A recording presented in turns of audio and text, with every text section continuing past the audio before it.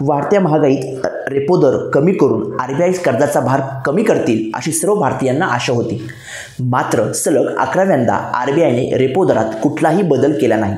मात्र या व्यतिरिक्त असे अनेक बदल किंवा असे अनेक निर्णय घेतले आहेत ज्याच्यामुळे सर्वसामान्यांच्या हातात सहज पैसे उपलब्ध होणार आहेत। यापैकीच एक निर्णय म्हणजे गरिबांना आता घरबसल्या कर्ज मिळण्याचा मार्ग मोकळा झाला आहे। भारतीय रिझर्व्ह बँकेने स्मॉल फायनान्स बँकांना त्यांच्या ग्राहकांना क्रेडिट लाईन प्रदान करण्याची परवानगी दिली आहे।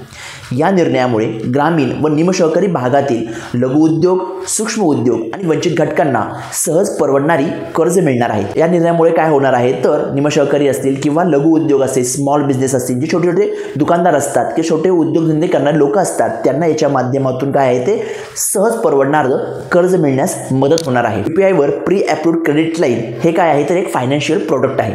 सामान्य नागरिकांना सहज कर्ज उपलब्ध करून देण्यासाठी हे डिझाईन करण्यात आले आहे। यामुळे एखाद्या व्यक्ती किंवा लहान व्यावसायिकांना बँकेकडून पूर्व मंजूर क्रेडिट लाईन मिळवण्याची परवानगी मिळते।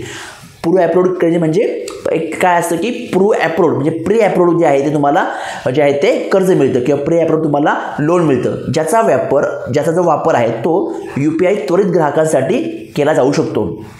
याचा जो वापर आहे तो UPIद्वारे जो आहे तो आपण जो आहे तो लगेचच करू शकतो। एकदा का तुम्हाला हे प्री अप्रूव्ड जे आहे ते क्रेडिट लाईन मिळाली किंवा प्री अप्रूव्ड क्रेडिट बॅलन्स मिळाला तर तो जो तुम्ही आहे तो UPIद्वारे जो आहे तो लगेच जो आहे तो वापरू शकता। UPI म्हणजे काय तर गुगल पे असतील, फोनपे असेल, Amazon पे असेल, या सर्व UPI जे आहे ट्रान्झॅक्शन किंवा UPIच्या माध्यमातून तुम्ही त्यांचा जो आहे तो वापर जो आहे तो त्वरित करू शकता। क्रेडिट लाईन ही वापरकर्त्याच्या युनिफाईड पेमेंट्स इंटरफेस खात्याशी लिंक केलेली पूर्व मंजूर क्रेडिट मर्यादा आहे। या सुविधेमुळे वापरकर्ता त्याच्या बँक खात्यातून पैसे घेऊ शकतात।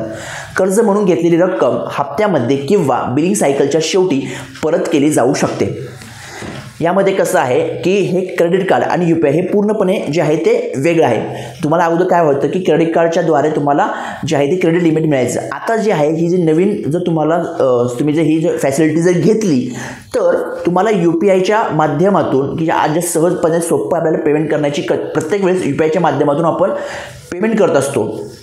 तर हे UPIचं पेमेंट करताना तुम्हाला ही UPIची क्रेडिट लिमिट मिळणार आहे की जेणेकरून UPIद्वारे तुम्ही कोणतेही ट्रान्झॅक्शन असेल किंवा कोणतेही जे आहे ते पेमेंट करू शकता, ज्याच्या अर्थे तुम्हाला हे लोन्स जे UPI अंडर मिळणार आहे ते तुम्हाला प्री अप्रूव्ड असणार आहे।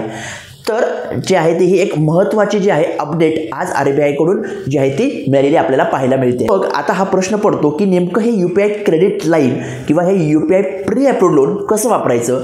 तर UPI क्रेडिट लाईनद्वारे वापरकर्ता म्हणजे युजर त्याच्या ट्रान्झॅक्शन हिस्ट्री किंवा क्रेडिट स्कोरच्या आधारे जे आहे ते हे लोन घेऊ शकतात।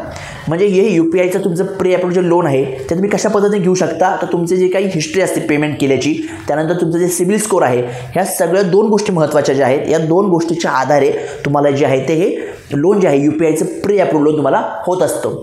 ही सुविधा वापरण्यासाठी वापरकर्ता म्हणजे युजर UPI पिनद्वारे जे आहे ते ट्रान्झॅक्शन करू शकतात। यानंतर ते QR कोडद्वारे कुठलेही पेमेंट करू शकतात। एकदा का ते UPIच्या तुमच्या UPI सोबत एकदा ते कनेक्ट झालं प्री अप्रूव्ड लोन तर काय होऊ शकतं, तुम्ही कोणताही QR कोड म्हणजे तुम्ही ऑनलाईन असेल ऑफलाईन असेल जिथे तुम्हाला QR कोड अवेलेबल आहे तिथं तुम्ही QR कोडच्या माध्यमातून जे आहे ते हे पेमेंट करू शकता। UPI क्रेडिट लाईन हे एक प्रकार काय आहे की डिजिटल क्रेडिट कार्ड प्रमाणे त्याचं काम करतं। म्हणजे एक प्रमाणे जे आहे ते हे काय म्हणतात आपल्याला एक डिजिटल क्रेडिट कार्ड की ज्याचा वापर तुम्ही जे वेगवेगळे ट्रान्झॅक्शन जे आहे ते रोजचे ट्रान्झॅक्शन जे असतात, ग्रोसरी असेल, त्यानंतर वेगवेगळे शॉपिंग्स असेल, तिथं जे QR कोड वापरले जातात त्या QR कोडच्या माध्यमातून तुम्ही जे आहे ते हे पेमेंट जे आहे ते करू शकताना आपल्याला पाहायला मिळतं। या सुविधेचा लाभ घेण्यासाठी प्रथम तुम्हाला काय करावं लागेल, तुम्हाला तर बँकेत जे आहे ते ॲप्लिकेशन करावं लागेल।